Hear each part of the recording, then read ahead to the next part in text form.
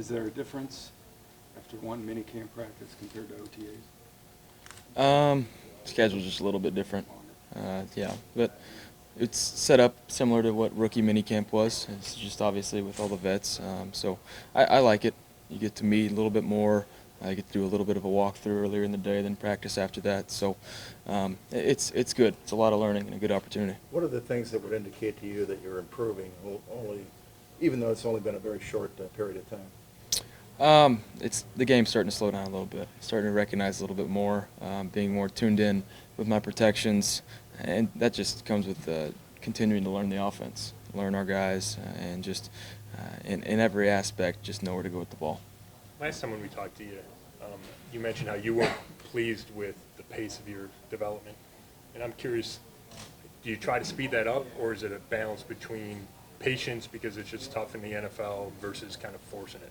Human nature, especially for me, is I want to have it all figured out right now, but that's just not how it works. So, yeah, it's about realizing that we're going to have to take baby steps right now to get to where I want to go. You don't build a great castle just all at once. You got to build it block by block, and so for me, that's how I need to handle it. Do you feel like you will, as you come back for training camp, do you feel like it'll be hard for you to be the number two because you're so used to just coming in and taking over?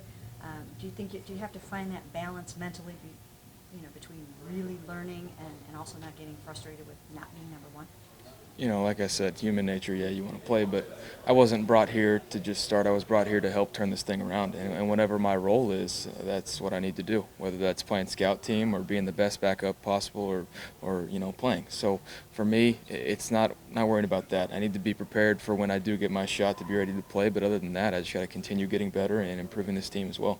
Has anything surprised you since your first rookie minicamp to now? It's definitely had a more of a learning curve. There's been, some bumps in the road, which was expected, but, right now I'm just trying to find consistency. So I wouldn't say there's a huge surprise, just trying to get more consistent. Do you feel like you're the backup quarterback right now? I'm not worried about it. I'm just trying to get better every day. We're still early in June. This is the second mini camp day, so I'm not worried about that now. Baker, Drew Stanton just said over there that when he signed with the Browns, which was in late March, he spelled out to him, this is why we're signing you. Tyrod was already here. We're drafting a guy. Was that conversation take place with you when the Browns visited you? Like, we've got this guy, and you may be the other guy. Absolutely. We talked about that. It was how are you going to handle if this is the situation? Like you said, it was how are you going to handle it if you're not starting? This is why we have this guy. So for me, whatever they said, I was going to carry myself in the same manner, be competitive, try and learn as much as possible. But when you bring guys like that in, they let me know that. I know exactly what to expect, and I'm trying to use my resources, which is learning from Drew and also watching Tyrod. So two great guys to be around. Josh Gordon said yesterday that you guys have become really good friends. He had some really great things to say about you. Can you just talk about, kind of getting close to Josh and maybe how that's impacting you? Yeah, anytime you can become friends with a receiver like that, it's going to help you out. But it's much more than that. So I'm excited to be here, starting to get settled in. That's why the relationship's growing, and it's not just with Josh; it's with every other receiver as well. But he's a good guy, and I'm hoping that we turn this thing around, and he's going to be a huge factor in that. And looking forward to continuing to grow with him. What you guys bond over? Other than football, Xbox, just to be honest with you. What game? He plays a little bit of everything. I'm not as much into 2K as he is. How are you going to spend the 5 weeks after this ends before training camp? Obviously it's a huge 5.5 weeks for me. Continuing to learn and work out. I'll stay in shape, obviously workouts and whatnot, but continuing to learn. I think I'm going to, kind of plan it out to where I'm going to study certain things week by week, and then, there's a certain time and point where you have to step away from it for a little bit, and so hang out with family and relax for maybe a week, and then, hit it back. And so whether that's throwing with some of the guys, I'll be out in California where I did my pre-draft training, and so I know we have some guys that'll be out there as well. So that'll be good to reconnect with them, probably later in July. Everybody kind of focus on just doing their workouts and then reconnect then, and then we'll hit it running. How's your relationship with Drew Stanton coming along, just interpersonal?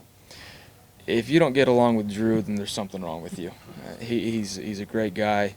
He keeps it light and fun, but also he's just so knowledgeable because he's been around so many different guys, veterans, and he also is a veteran. He knows the game very well. So I'm hoping that continues to grow, my relationship with him, because he's a guy that just every once in a while, even if I'm not asking him questions, he'll slide little tips of advice, just there's certain things that he's looking at, why it helps him, why he's doing it, and maybe how he learned something a certain way, and so he helps me out a lot. Baker, how different is the intellectual side of the game from college, be it playbook, what you do with your free time, just the mental side of things? That's the biggest difference from college to NFL. Everybody knows the game, and you have to know your job inside and out if you want to have success, because the skill level is all so similar. Yeah, you have your freaks of nature, but at the same time, everybody is so talented at this level. The difference is knowing the game, knowing where to go with the ball in my position, knowing how to execute your job, to the highest level. Have you had a couple of those humbling moments, like maybe I'm in over my skis a little bit here? Not in over my head, no, not at all like that. But there's been a difference of, okay, the skill level's all there, whereas, in college you can get by with certain things, just playing ball. But now you got to be so fundamentally sound. That's the big difference. Can you point to a thing or two that you've learned from Tyrod and Drew that stuck with you? There's certain things, I won't exactly just reveal, but with Tyrod, it's his footwork.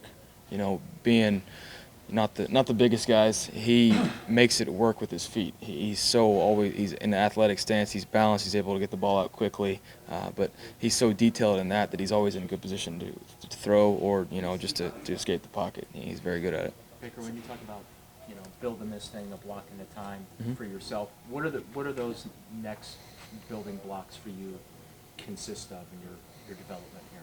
Taking the next step, once we can consider getting all the basic knowledge of the offense down, taking that next step, then you go into details, and then you go into really improving with your guys and growing and learning together. So for me, something always you need to be focused on is protections. I'm going to continue to learn those and know that I can, put myself in a good spot to where I don't have to worry about blitzes, certain things like that. I know I'm good, so I'm not looking at the rush. I can look down the field and read coverages.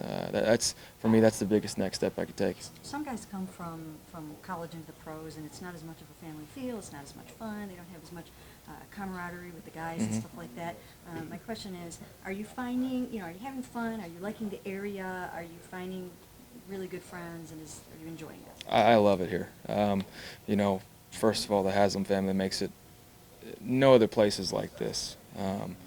From what I've heard in all my visits, I also noticed that as well. They're here every day. You see them, and so it's a huge community feel, and it's a whole.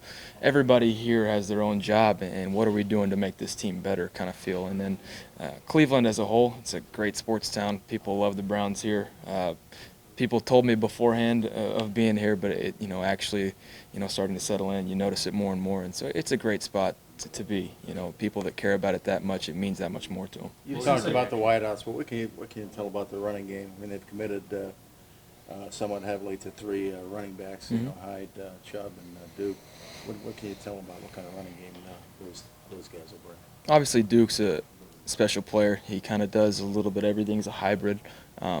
And he's very good at it. There's a reason he's had success, and he just signed a big contract. So he's a great player. But then I'm looking forward to seeing Los and Chubb put on the pads. Those are guys that you'll watch them. They're so fundamentally sound. They'll make good cuts and good reads. But then when you put pads on, you really see the difference. But I think we've got a good three-headed backfield back there that we can do some damage with. And they've been doing a great job in making a difference, because we're in a division.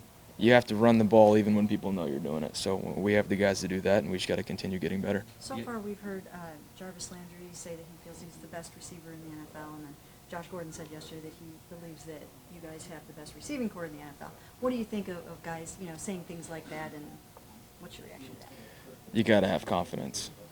if you don't believe in yourself, that's something I've always been huge on. Then you're doing it wrong. So we got guys that are confident, and we just need to continue getting better, because when you have a group like that that believes in it, it doesn't matter what happens to you. You're going to keep pushing forward, no matter the circumstances. So that's good to have. You got a little taste Just a of couple more. what Cleveland's like going to the Cavs game and Mhm. being in that atmosphere. What was your takeaway just from that experience? How did you feel about it, and the environment, and the fans, and all that? It's much more than just a game. How much the people care about the Cavs and the Browns around here, it's a huge deal. So it goes far beyond a win and loss record. It goes to affecting the families around here, to bragging rights, to traditions, to the history of this town, and it means just that much more.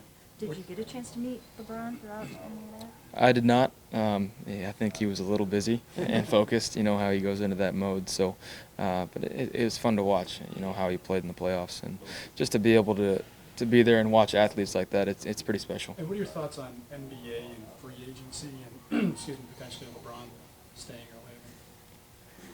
I'm not going to get my feelings tied into it, but it's complicated, because at this point I would think there's a lot more than just championships with him to be involved. He's got his family, so it's different with a guy like that, with his legacy at that age. I can't exactly relate to him, so I'm not going to make a decision for him.